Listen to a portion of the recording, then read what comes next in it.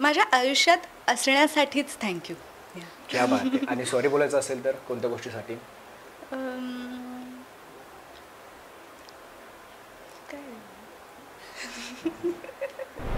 मी धन्यवाद बोलीन कारण ती माझ्या आयुष्यात आली आणि मला सांभाळून घेतलं. कारण मला सांभाळून घेणं हे खूप कठीण आहे हे मला माहिती आहे. आणि सॉरी पण त्याच्यासाठीच बोलीन की जेणेकरून मी किती प्रेमळ असा दिसत असलो तरी माझा राग पण तेवढा हे, तर त्यामुळे तो राग पण कधी कधी सेजलवर निघतो.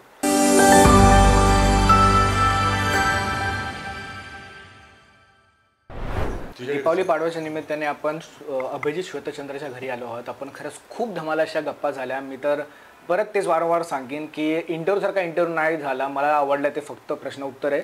पण मला एवढं भारी वाटलं की ना ते दोघं ज्या पद्धतीने एकमेकांना सांभाळून घेतात किंवा ज्या पद्धतीने एकमेकांना ॲप्रिशिएट करतात तीच खरंच खूप सुंदर गोष्ट आहे.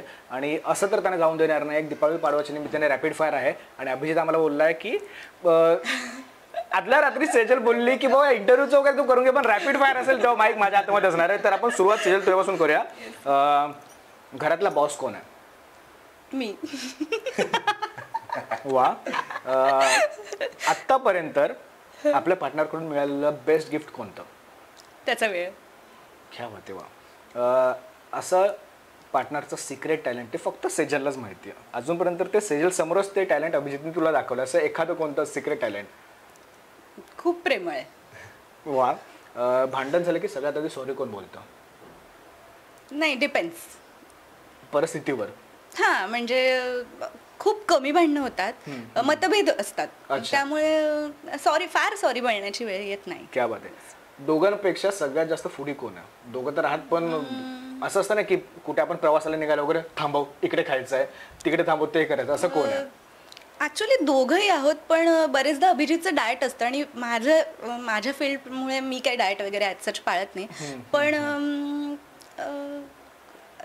म्हणजे अभिजितचं तसं काही डाएट नसेल तेव्हा ऑफकोर्स अभिजितच. क्या बात आहे. वा. सगळ्यात जास्त भटकायला कोणाला आवडतं की म्हणजे वेळ असला की गाडी काढा निघा, गाडी काढा निघा? अभिजित. क्या बात आहे. कोण एकमेकांची मुद्दाम खोड काढतं? म्हणजे असतं ना उगाच डिवचणं, जरा घरी असलं की जरा असं करणं तसं करणं, असं कोण करतं? अभिजितच. वा, व्हेरी गुड. मला तुला विचारायला आवडेल की दोघांना विचारायला आवडेल रादर, आत्ताच्या घडीला पार्टनरला आपल्या धन्यवाद बोलायचं असेल आणि सॉरी बोलायचं असेल तर ते काय असेल? सेजल, सुरुवात आपण तुझ्यापासून करूया.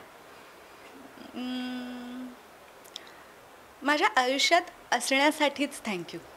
क्या बात आहे. आणि सॉरी बोलायचं असेल तर कोणत्या गोष्टीसाठी?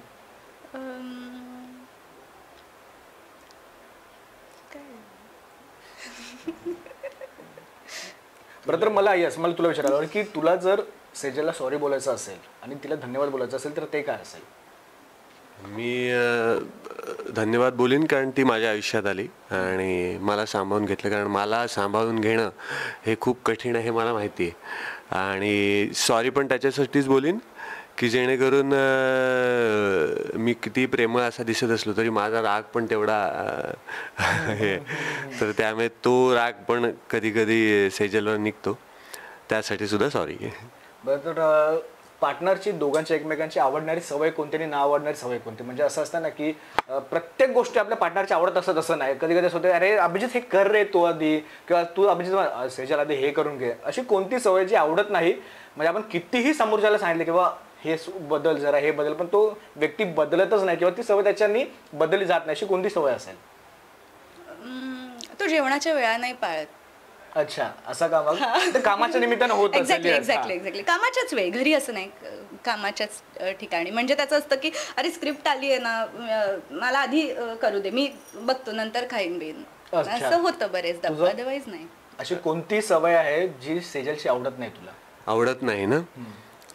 खूप साऱ्यात की काहीच नाही. इथून आहे सेम आन्सर असणार. नाही, एकतर मला असं वाटतं की आवडते ती सवय म्हणजे की माझ्याकडे एक हिडन टॅलेंट आहे. म्हणजे मी पाहिजे त्या गोष्टी लक्षात ठेवतो आणि नको त्या गोष्टी विसरतो पटकन. अच्छा. फ्रॅक्शन ऑफ सेकंदात. मग त्या नको त्या गोष्टी आठवण करून देणं ही सेजलचं म्हणजे सेजलची नाही, प्रत्येक गृहिणीची सवय आहे मला असं बोलायला करणं. हा म्हणजे आता समजा एखादं एक्झाम्पल सांगायचं झालं, काल कुठेतरी आम्ही चाललो होतो, तर मी तिला म्हटलं होतं की ह्या सिग्नलचे ते हे दुकान लक्षात ठेवा, आणि मी विसरून जातो, माझ्या ते लक्षात नसतं. मी तिला म्हटलं अरे ते कुठलं दुकान तुला सांगितलं होतं, तर ते तिच्या लक्षात असतं.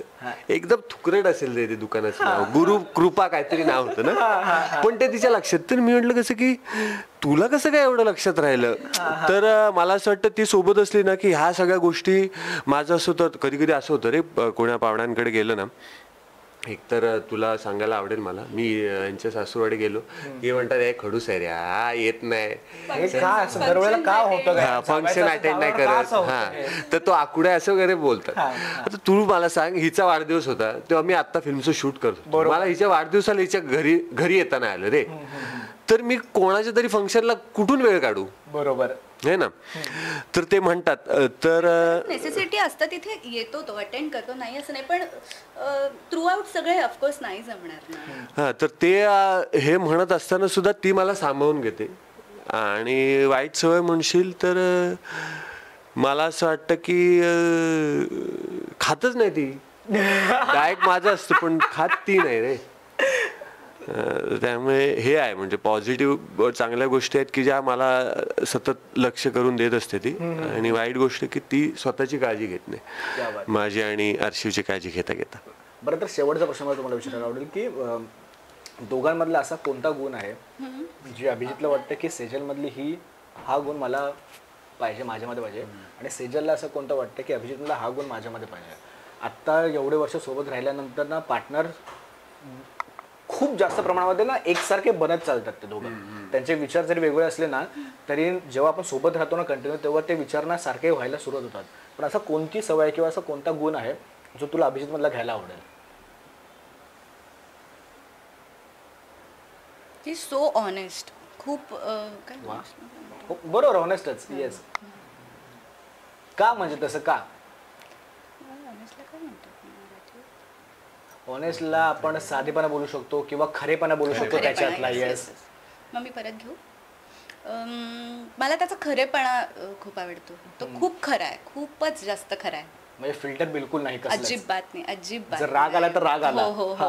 म्हणजे मी इव्हन अर्शिवला पण सांगते, डॅडाचा राग डेंजर आहे. म्हणजे प्रेमात तो जीव ओतून देईल, पण काही पर्टिक्युलर गोष्टी नाही आवडल्या तर तो जेव्हाच्या तेव्हा सांगणार की हे चुकलंय किंवा हे बरोबर नाही केलंच. मग किती छान फंक्शन असेल, किती छान मूड असेल, पण तो तिथल्या तिथे सांगतो. त्यामुळे काहीच पेंडिंग राहत नाही, कलेक्टिव्ह राहत नाही. त्यामुळे जेव्हाच्या तेव्हा गोष्टी क्लिअर होतात ऑफकोर्स. त्यामुळे पुढे जाऊन कलेक्टिव्ह होऊन ते वाद वगैरे होणं सगळंच टाळलं जातं. मला असं वाटतं की माझ्यामध्ये जे कमी आहे ते सगळं तिच्याकडे आहे. बरोबर. त्यामुळे ते ती सोबत आहे, उलट ते माझ्यासोबतच आहे ना. त्यामुळे तिच्याकडून घेण्यापेक्षा तिच्याकडेच आहे ते जतन करू की जेणेकरून ती माझ्यासोबत असल्यामुळे माझ्या ज्या कमतरता आहेत त्या तिच्या मार्गाने भरून निघतायत. हे भारी अरे, काल लव्ह मॅरेज करायला विचार येतो माझ्या मनामध्ये, मला नाही करायचं लव्ह मॅरेज. नाही, खरंच खूप भारी वाटतंय. मी परत वारंवार तेच बोलतोय की दिवाळी जरी असली ना तरी तुमच्यासोबत ना अशा नॉर्मल कॅज्युअल गप्पा मारायला सुद्धा मला आवडतील, जे आपण पुढे सुद्धा मारू, नाही असं नाही. नक्की नक्की. पुन्हा एकदा खरंच खूप धन्यवाद लेट्सअप सोबत गप्पा मारल्याबद्दल, आणि तुमच्या दोघांच्या फॅमिलीला दिवाळीच्या आणि पाडव्याच्या खूप साऱ्या शुभेच्छा. थँक्यू. राम कृष्णारी. जय शिवराय. जय शिवराय.